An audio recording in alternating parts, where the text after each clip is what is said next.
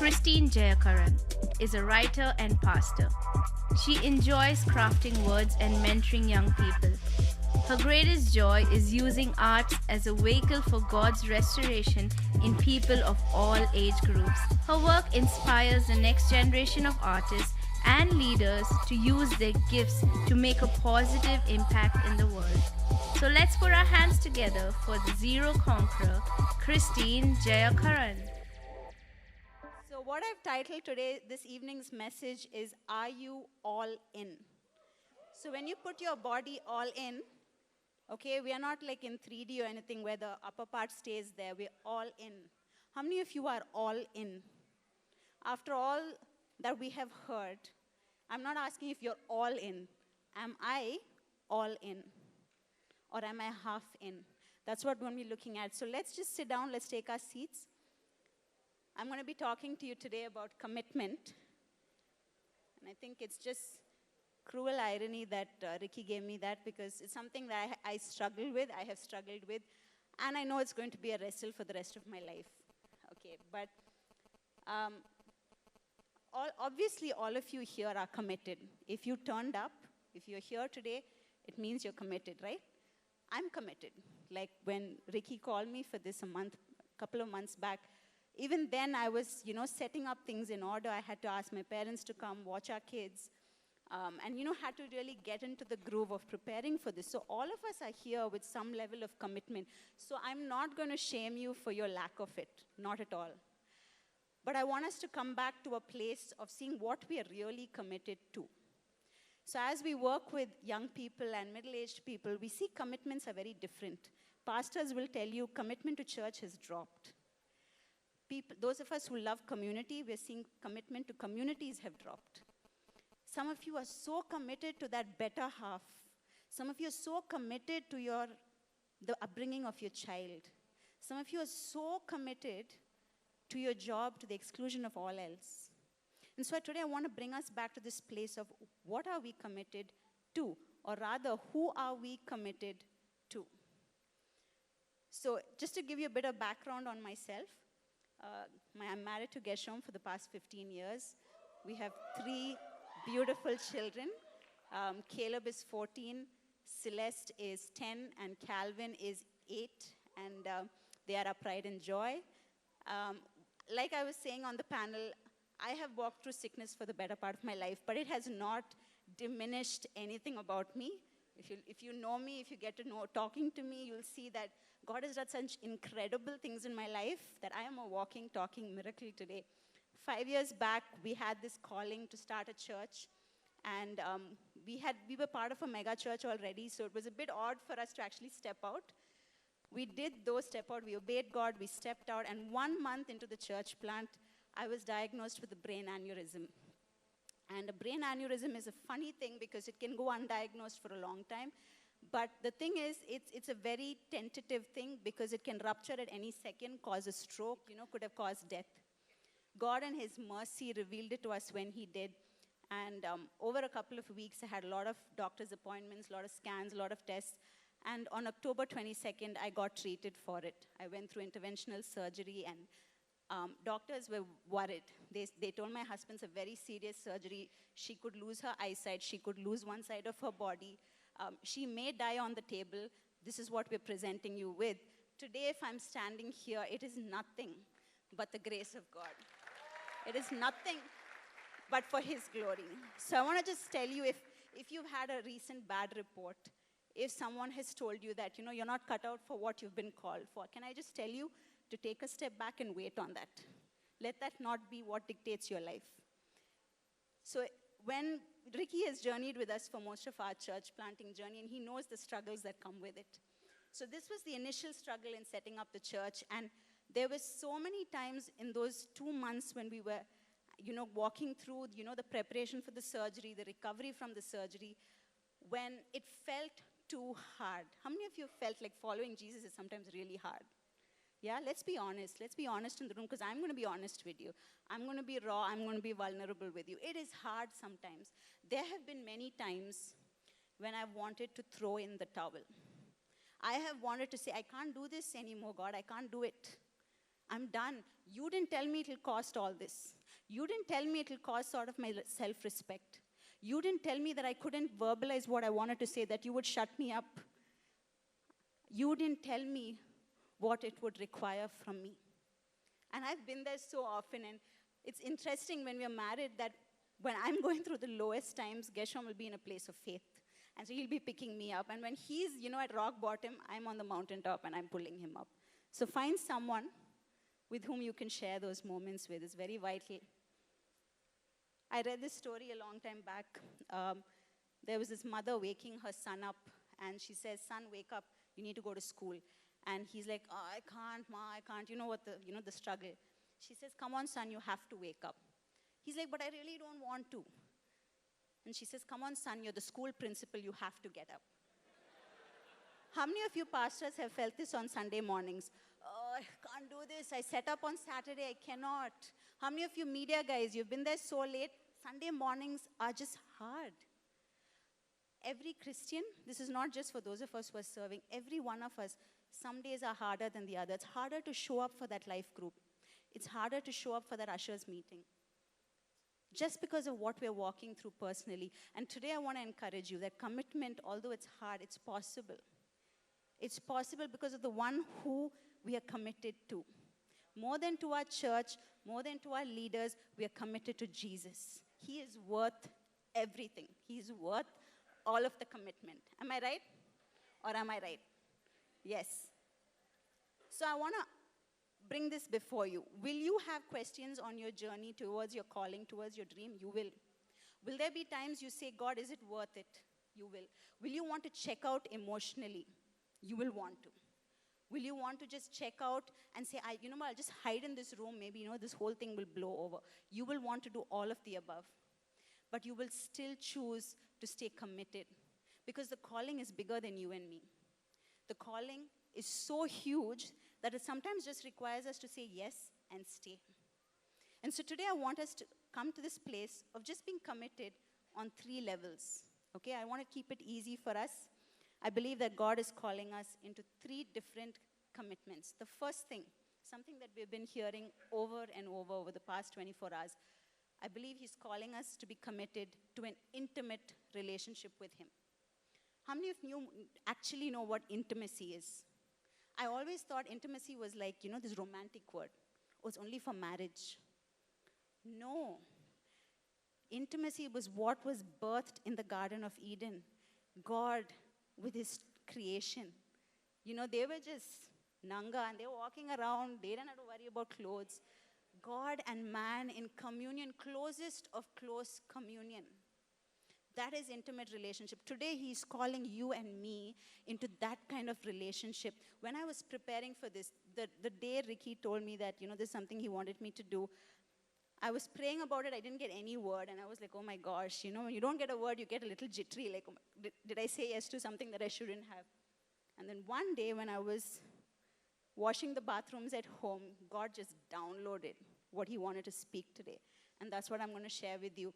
He is calling for a bunch, all of you, to be the next gen of Abrahams. He's calling for Moses.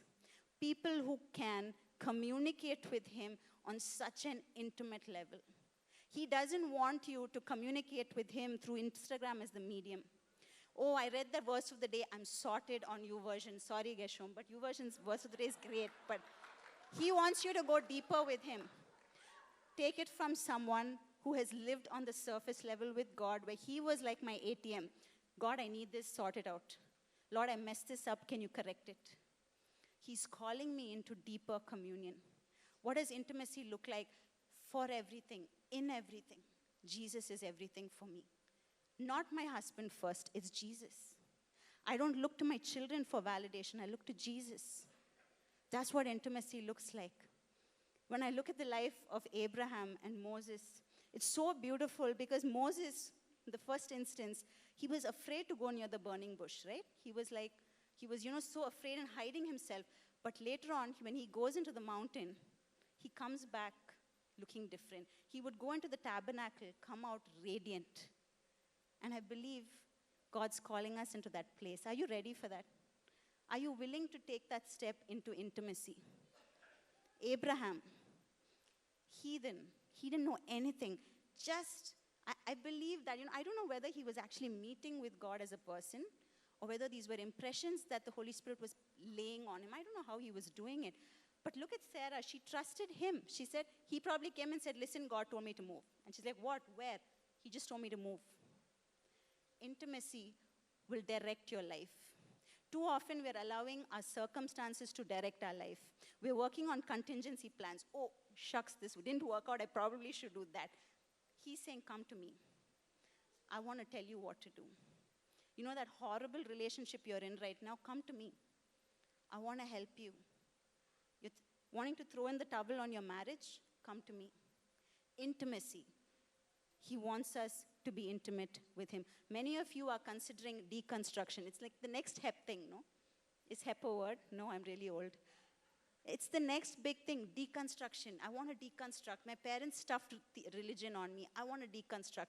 Can I tell you something today? I would like you to deconstruct the gospel sitting in the lap of Jesus. Because only then will you deconstruct correctly. It's okay to deconstruct. Without Jesus, deconstruction will just result in destruction. You need to be on the lap of Jesus and say, Lord, I want to deconstruct with you. There were these religious things that my family put on me. There were these thoughts that my church family growing up put in me. But Lord, I want you to help me deconstruct so that I live like you. I become more like you. I want to encourage you that intimacy should be the key. John 15, verses 4 to 5. So you must remain in life union with me, for I remain in life union with you. For as a branch severed from the vine will not bear fruit, so your life will be fruitless unless you live your life intimately joined to mine. I am the sprouting vine, you're my branches. As you live in union with me as your source, fruitfulness will stream from within you. But when you live separated from me, you are powerless. If a person is separated from me, he is discarded.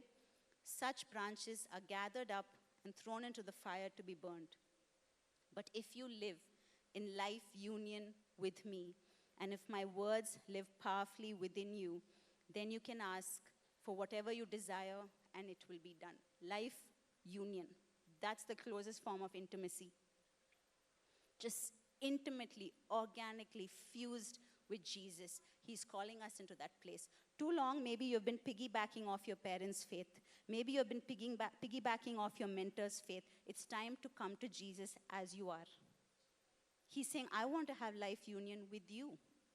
I want to do things for you. I want you to hear what I'm doing for you. As I was sharing about my aneurysm, 1 year before that, and prior to this, my experience with God is, like I just said, I had always been piggybacking off my parents' faith. They're incredible people. And I had just kind of learned about God from them. But 1 year before I got sick, I had a dream when we were on a holiday. And in the holiday, I'm having this dream, and I've fallen on the ground. And my best friend is in the dream saying, oh my God, Chris, you've had a stroke. I wake up disturbed. It's the last day of my holiday. What a way to end a holiday. And so I told my husband, I told my dad about it. I said, I had this weird dream. And they didn't take it seriously. But what I did was I journaled. I said, God, this is what I remember. Stroke. So I'm going to pray that I don't have a stroke. 6 months before I had my aneurysm, I had another dream. In this, I'm walking into the house that we currently lived in. And my whole house is plundered. It's like pulled apart. It's like some intruder came in and destroyed the house. And I'm thinking, oh my God, someone's robbed my house. And so I step back out, and the corridor is completely dark. And this horrible black force hits me and pushes me off the second floor, and I wake up. And then I knew if God is showing me a second time something happening to me is going to happen. But he's preparing me. And so what I did for the next 6 months was I specifically started praying for our family. God, something's going to happen that is going to shake our family up. Protect us. Because it really did. Our children were hit. Geshem was hit. I was hit. My parents were hit. It was like a shake-up of monumental level. But because God was speaking and I was listening, I was privy to what was going to happen. Today, God wants to tell a couple of you here that he's going to show you some things which will first scare you a bit, but it'll prepare you. Some of you have such big dreams. He's going to prepare you step by step. But if you're not listening, how are you going to know? You need to be in intimate life union with him. If you don't know his heart, you cannot do his will. Too many of us are saying, God told me to do this. It's his will for my life. I'll do it. But have you actually heard from him? Or did someone just prophesy that over you and you haven't checked with the Father yet? Can I call you back to a place of deep intimacy with your Creator? I love some of these passages in the Bible which says, seek him while he may be found. But sometimes, this generation, at least my kids ask me some ridiculous questions. They're like, why does it say seek? Does God play hide and seek with us? He doesn't. He desires to be discovered. The minute you ask him one, he starts giving you 2 and 3 and 4 answers. He starts revealing things to you all around you. He'll speak through nature. He'll speak through your neighbor. He'll speak when you're driving your car. He does amazing things to communicate. Maybe you're saying, you read that verse, your ways are higher than mine. Lord, I don't understand your ways, so I don't want you. He is saying, come to me. I will explain that higher way to you. I'll tell you. I might not tell you why, but I'll tell you how to navigate the road. Intimacy is key. If you want to be a creative generation, if you want to be creatives who will impact the world, who will cause revival, it'll happen from a place of intimacy. We watch a whole bunch of people now on Instagram, on YouTube, on Snapchat, talking about God, but they don't know God. You need to know God intimately before you can start telling people about God. Please, can we just raise our hands and say, Lord, I want to know you. I want to know you intimately. You know everything about me. I want to start to know you more. What's on your heart? What's on your mind for me? That's the first thing. A call to deeper relationship, intimate relationship. The second commitment, a commitment to faithful stewardship. Now, this is something that I'll sell my soul for. This is something I base my life on. I love teaching on this. What has God put in your hands currently? Are you newly married? Are you dating? Are you not planning to do any of that? You're just blissfully alone. More power to you. Maybe you're someone who's in college and just, figuring out where, or maybe you just finished college, you don't know where to go next. Right where you're at, stewardship comes into play. So often in a culture which is saying, oh, you're extraordinary, look for the next big thing, we forget to steward what is in our life right now. I feel bad. In the days when I had my kids were babies, I was always wondering if I was doing enough for God.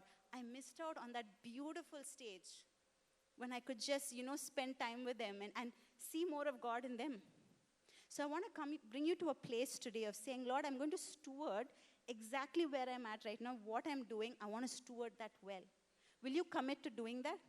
I love this passage which says, 1 Corinthians chapter 4, verse 2. It says, so then let us who minister be regarded as servants of Christ and stewards, trustees, administrators of the mysteries of God that he chooses to reveal. In this case, moreover, it is required as essential and demanded of stewards that one be found faithful and trustworthy. Each one of you are stewards. Don't kid yourself. It's not your senior pastor. It's not just your father or your grandfather. You are a steward. I often think, when we close our eyes on earth, what does the Bible say? He said, I will say, well done, good and faithful. Did he say media content creator? Well done, good and faithful content creator. Well done, good and faithful dad. All of those are important. Servant. You are in the house of the master. You serve at his pleasure. He does not serve at yours. He does not serve at mine. So often we're treating him like, God needs to do this because I'm following him. He needs to do what I'm asking him. Sorry to say it doesn't work that way. I serve at his pleasure. What is he asking me to do? Is he asking me to love my husband better instead of putting up these reels and posts about marriage? Maybe he's asking me to do that. Maybe he's telling me to steward those beautiful children he's given me. Maybe I'm a single parent. It's okay. You're a parent. Your children need you. Maybe you're saying, I'm just a volunteer at church. I only wipe the chairs. Hey, steward that with all your life.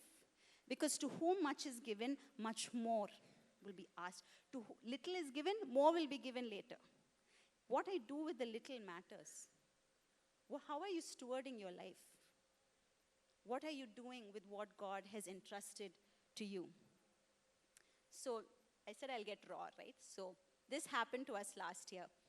So we live in a very small colony. Unfortunately, it's just about 30 houses. So Geshem often jokes, if you're angry with your neighbor, you can't escape them because you'll either catch them in walking. We have one gate in, all of us go in and out through the same thing. And we were ministering to a family in the campus. They reached out about needing marital help and other things. And so we invited them to church. Geshem and I were discipling them.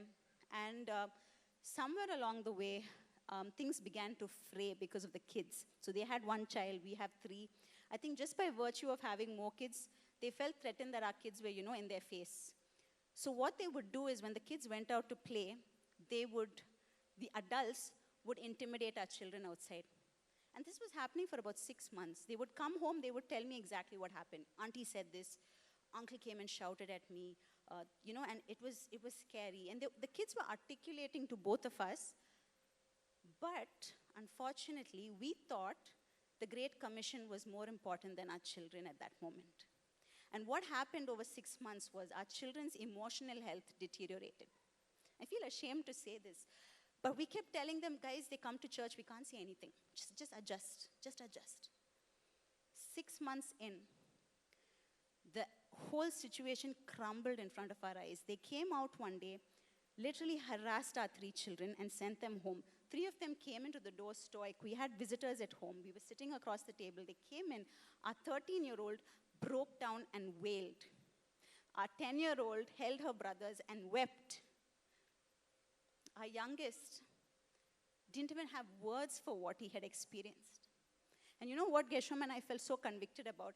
We had sacrificed our children on our calling.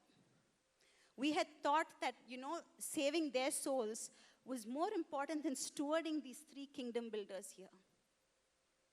And I want to encourage you today not to make that mistake. Today, we're still rebuilding our children's hearts. We're still rebuilding their minds. And it's great because God has been teaching us to teach them about forgiveness and letting go. But it's not been easy. Because for the longest time, they thought, Mommy and Daddy care more about the church than they care about us. What a big loss. And that day was when things shifted in our lives. Both of us decided, you know what, we're going to steward our marriage to the best of our ability. To even if the church plan doesn't work out, it's okay. But we want to stand the test of time. Even if our media company doesn't grow, it's okay. But if we build these 3 lives up, we're sorted. Because at the end of our life, God's going to ask both of us, what did you do with those 3 little beautiful things I gave you? What has God put in your hands? What have you been sacrificing on the altar of ministry? In the name of ministry, have you not been spending time at home with your spouse? Have you been giving your children shoddy treatment because you have been running behind what you think you've been called to? Your primary ministry after God, after your intimate relationship with God, is loving your spouse, cherishing your children. If you're living with your parents still, honoring them. If you have a job, it's working to the best of your ability. If it's serving a church, do that well. But steward it wisely. He's calling us to steward what's in our hands well. I want each of you to put your hand out right now and picture the one thing. As soon as you think of stewardship, what came to your mind?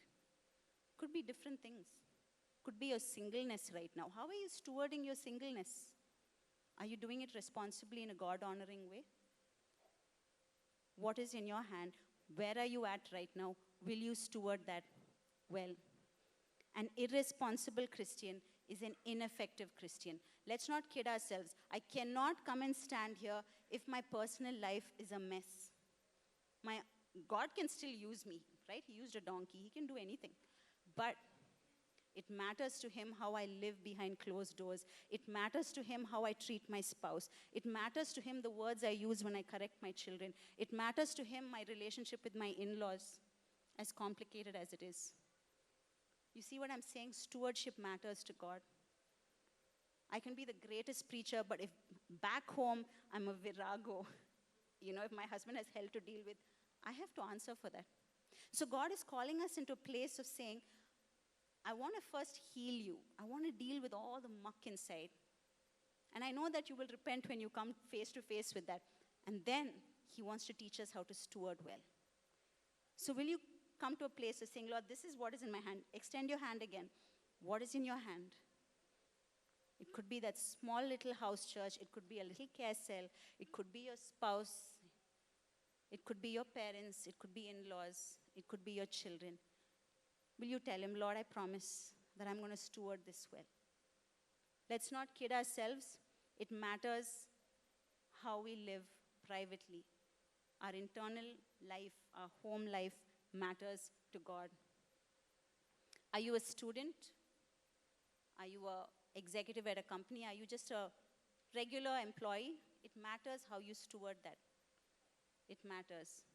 You know, I believe that very often each of us just get one chance in a particular season to steward something. For example, there was a season when I was single, but that season moved, right, to marriage. So how I stewarded that 2 years of being single right out of college mattered. And then when I went into marriage, how I stewarded my marriage mattered. Had my first child, it mattered how I stewarded that. Each season matters. Don't miss that. I'm not saying that if you miss it, that, oh, God, is just, devastating. No, God can do anything even with that missed opportunity. But don't miss it. Learn the most you can from every season and steward wisely. The third thing is the commitment to bold discipleship. I was reading this verse recently, and it just stuck with me. Psalm 22, 30-31.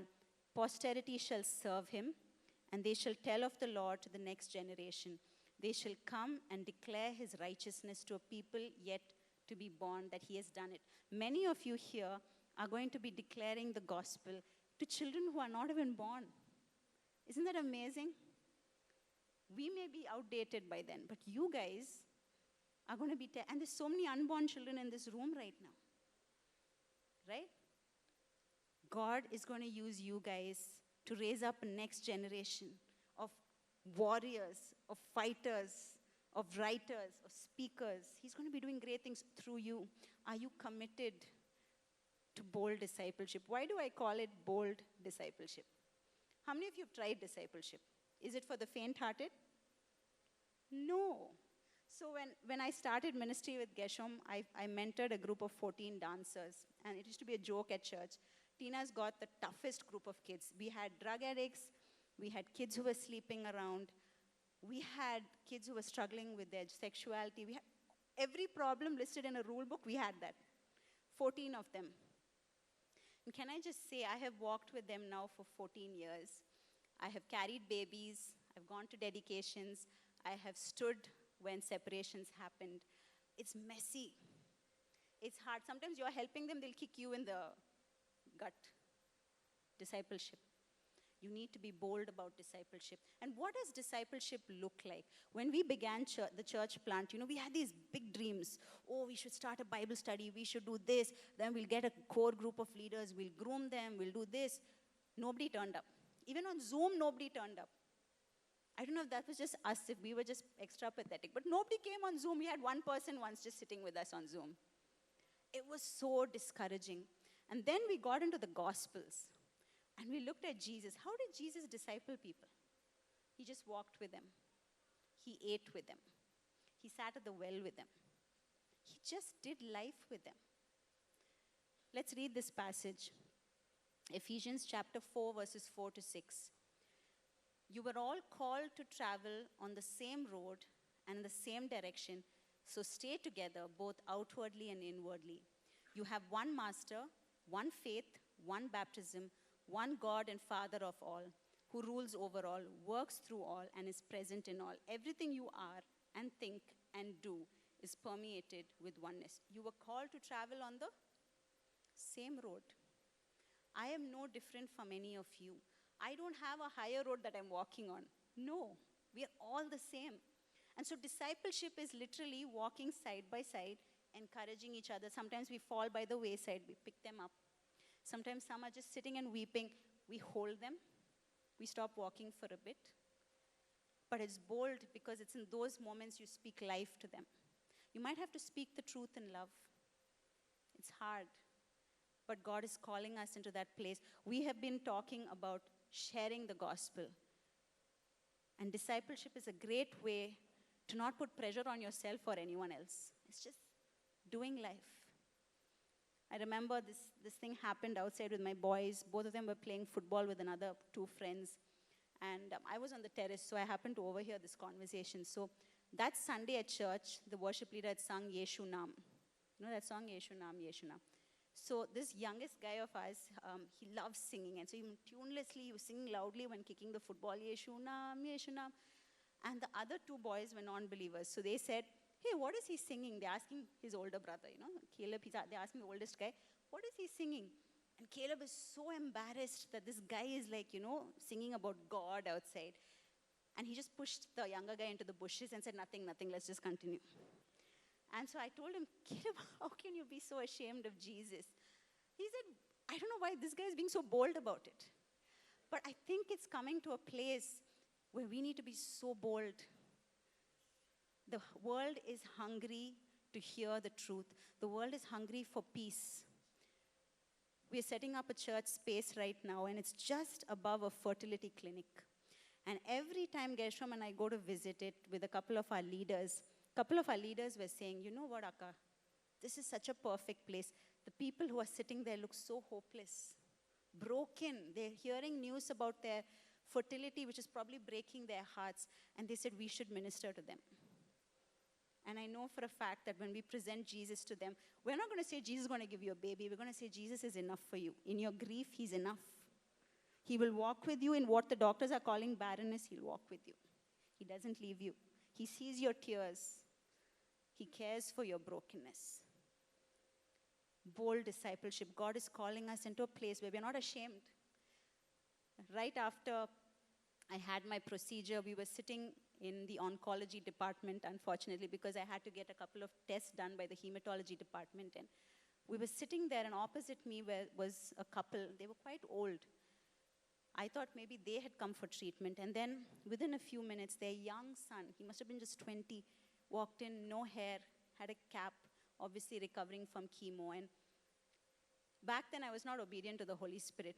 So I felt this thing of just going and sitting with them and praying, because they smiled at me across the room. But I missed that opportunity to just say, I just want to say Jesus loves you. He sees what you're going through. He cares for you, because the world is hungry for it. And more than even that, they're hungry to walk with people, to just be with people. So like Ranjit encouraged us, opening our homes. In our house, our dining table is always open. You can come there, you can have a conversation with us, you can weep at that table, we're good. That's what discipleship's going to look like. It's not going to look like Bible study. It may not look like a life group. It's going to just look like a lot of dinners. It might look like a movie night. It might look like a barbecue. It might look like that. Let's not miss the opportunity. Like Ranjit said, sometimes we're only eating. Let's not do that. Let's eat. Let's present the gospel the way God has packaged it in you. Like when I was just saying, each of us are so beautifully packaged and placed in niche spaces. How are you going to share the gospel? Will it be from your story, maybe? Will it be maybe from what your family has walked through? Don't miss an opportunity. Bold discipleship. God is calling us into a place of bold discipleship. The funny thing is, we live in a time which is just, we're always in this urgency. Even about the gospel, we're like, oh, Jesus is coming, I need to do this fast. So we tend to short circuit this process. So now the three things that I told you, what were the three things that I told you? Relationship, stewardship, discipleship. Now the three things, they are so linked. I won't say they're linear, like not one after the other. They kind of are in a constant tension, which means even when I'm 70, I want to be hearing fresh stuff from God. And I also want to be stewarding my life at that point, my grandkids and all of that. I want to be stewarding that. And I want to be also growing with people. So it's going to be constant, lifelong. We cannot short circuit the process. So if you feel called to start a YouTube channel, I want you to go back to ground zero and say, can I first get intimate with God? Will I first steward my social media correctly? And then I'll allow God to actually help me reach out. Let's not short circuit the process. There is a process. Process is important. Don't miss out on intimacy. Because if revival is to break out within us, It comes from the concept of these three together. Without stewarding my things well, how will I make an impact? Because many times you won't have to preach the gospel, your life is the gospel. And they're going to be like, what? She fights with her husband the whole time. He flirts with other women. Why would I want to hear about his Jesus? This guy sexts me after gym. Why would I want to know about his God or go to his church? Think about it. Your stewardship matters. No one's going to want to be discipled by someone who's sounding like a perv or a sus. See, I sound hip, thanks to my kids. No, let's come to this place of saying, I'm going to do all of this in tight balance, in tension. I'm going to live in that tension. We're going to live in the tension of knowing God more, being ardent in stewarding, and also consistently discipling people. Can we do that? Yes?